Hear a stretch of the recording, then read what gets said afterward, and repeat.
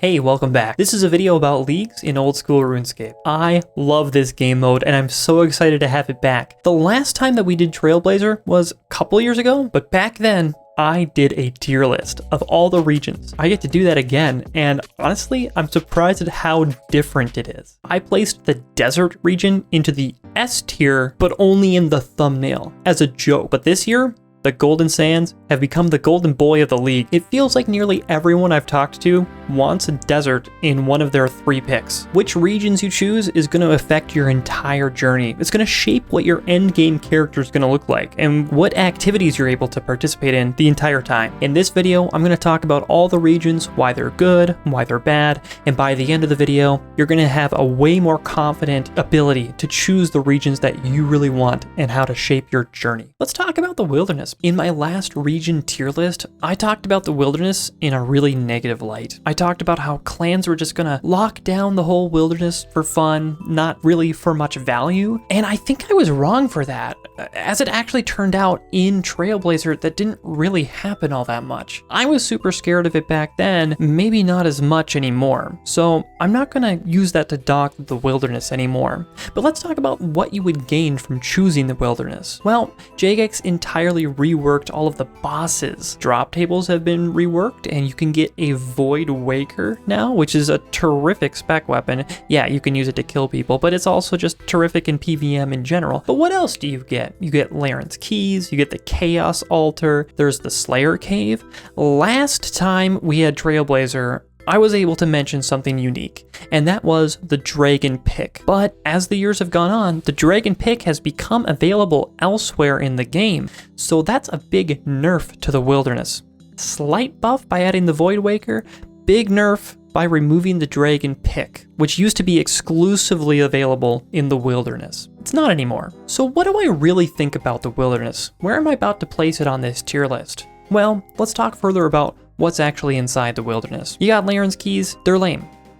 The Slayer Cave, it's okay, but you don't need it. The Chaos Altar, everyone thinks about training prayer at the Chaos Altar, but in leagues, it's less relevant because, you know, you can make a gilded altar perhaps in your home, in your POH. And at the end of the day, there are other prayer training methods that become relevant when you buff the base experience gain rate by like times 20, which you get in leagues. The Chaos Altar is no longer important, so kind of lame and replaceable. So what's left? The Void Waker. You don't need that either. So I think that the wilderness is awful. I'm straight up putting it in the F tier. And our next region is Tyrannwyn. Now, I've always loved Prifddinas. I think it's so cool, and you know, it's beautiful too. But is it in the meta? Zulrah, the blowpipe, very relevant. When people talk about Trailblazer, a lot of people talk about the blowpipe 2-tick machine gun. It was really cool back in Trailblazer.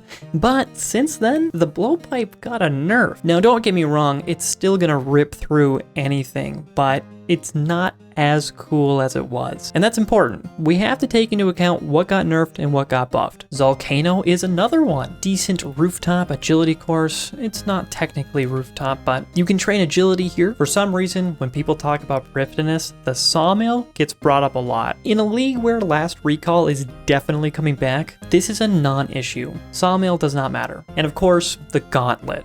So Tyrannwyn, I love being here. I think it's beautiful. I love its green, I love the crystals, but is it good? Well, let me show you.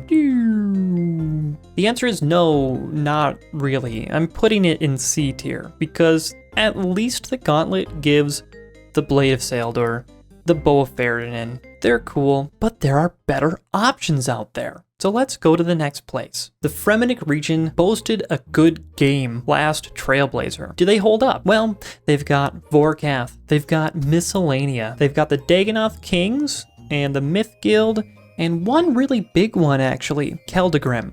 Keldagrim gives you access to the Stonemason, which is the only place in the game that you can get gold leaves and marbles and magic stones, And what do those give? It's the only way to get an ornate rejuvenation pool. That's unbelievably handy. It's the only way to get a gilded altar. And on top of that, it's the only way to get a mage book swap altar. It's a bit of a comfort pick at the end of the day. The Dagonoth Kings, of course, give you access to the rings. A ring for every attack style. It's pretty good. Dagonoth Bones. And honestly, that's how I got 99 Prayer in the previous league in Shattered Relics. Another big deal is lunar magic. Now, how important are these things really? I mean, the restore pool, you can restore your stats in other ways. It's fine. Lunar magic gives access to things like plank make, and, you know, if you don't have access to that, it's okay. In the last Trailblazer League, I was naive enough to think that Miscellanea would matter. I don't think Miscellanea matters at all, even though we're all Iron Men. So let's place Fremennik. It's going in the B tier. I promise I didn't try to choose these in order, honestly, but it's been going nicely just in order. Let's talk about Asgarnia, the God Wars. It's got all the defenders, pest control, Motherlode Mine, giant mole, the crafting skill cape, proselyte armor, and hey, if you want to flex your max cape this time around,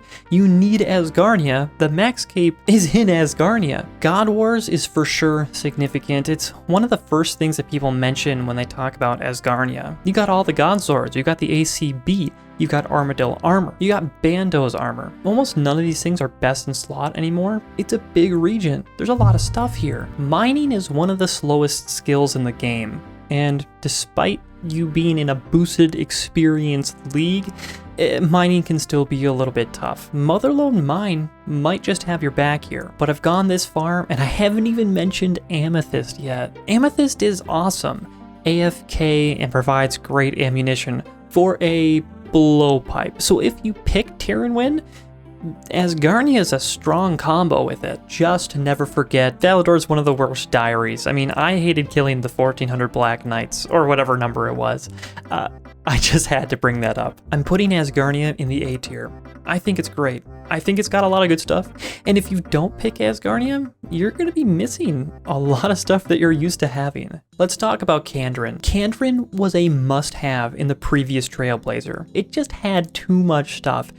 And I'm curious if this year, if that holds up. Quests that give experience points, significant experience points. We're talking about Waterfall Quest as just one of them. Fight Arena, Piety, Zenite Jewelry, Barbarian Fishing, other things are ZMI, Arty Agility Course. We got the Kraken Boss, which gives access to the Tentacle Whip, and you can get a Trident from Kraken, but combining that with Zulrah would give you a Trident of the Swamp. But is that really going to be your endgame mage weapon? It might be, if you don't take another region that's coming up soon. I really like Piety, but if you don't have Piety, it's gonna be okay, honestly. Leagues is famous for making your character entirely broken. You got all kinds of relics, like ×2 attack speed, that make it so that even if you don't have Piety, you're going to be fine. Even if you don't have Zenite Jewelry, you're going to be fine. As far as the Arty Agility course, you don't need this. Let's say you just have Sepulchre instead, or one that everyone has, the Brimhaven Dungeon. The Brimhaven Dungeon's great. So yeah,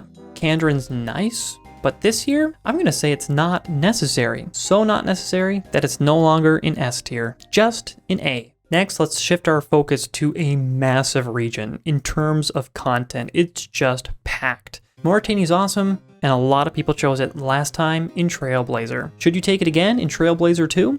What do we got? Mauritania gives us access to Barrow's armor, the Sepulchre, everything that Darkmire provides, like AFK on Vyres, Bosani, Theater of Blood, and the Black Mask. You literally won't have a Slayer helmet unless you unlock Mauritania. And that's a big deal. I mean, the Slayer helmet gives you a lot of bonuses. Mauritania is a huge decision when it comes to this league. Are you gonna do Theater of Blood or not? Theater of Blood is one of RuneScape's hardest challenges, and maybe Leagues is the time for you to finally try it if you haven't tried it before.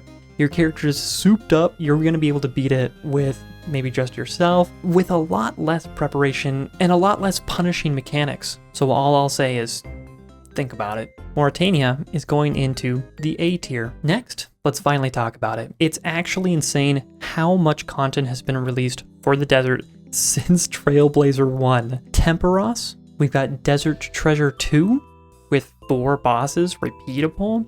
perhaps most importantly, Raids 3, Tombs of a Masket, which gives us access to the Shadow and the Fang, two amazing weapons, melee and mage. Can we talk about runecrafting for a second? One crazy important thing about the desert is this blue icon right here that I'm looking at. This is the beginning of Temple of the Eye, a required quest to unlock Guardians of the Rift, everyone's newest favorite runecrafting method. If you don't have desert, there's a chance that you can't do Guardians of the Rift. Now personally, when I add all of this together, the benefits are insane. When I first heard everyone talking about the desert being amazing, I thought, well, you're just a little too excited about Tombs of a Masket. But when you really lay it all out, oh my gosh, the desert is our very first S tier, everybody. And this time, it's not even ironic. I've been waiting so long to talk about this one.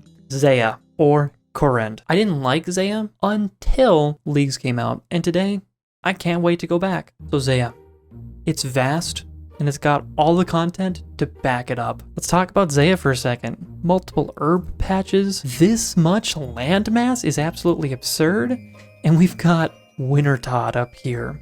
We've got Zeah runecrafting over here. Stuff like Tithe Farm, the Farming Guild, and the Dragon Warhammer. That's crazy. But maybe you noticed I didn't even mention it yet. You've got Konar Slayer and Catacombs. And maybe you noticed I didn't even mention the biggest one yet, Chambers of Xeric. Chambers of Xeric is truly crazy. Twisted Bow, Dragon Claws, Ancestral. Not to mention, it's also fun. I just have this weird feeling that Zeah is a must pick. It's cool, big, and fun. There's so much content here. I love Zeah. So maybe I tipped my hat too far here, but yeah, Korend is going into the S tier for me. So here's my tier list. Let me know what you think about it. And by the way, I wouldn't get too wrapped up this year in thinking that you're only going to have access to 3 regions.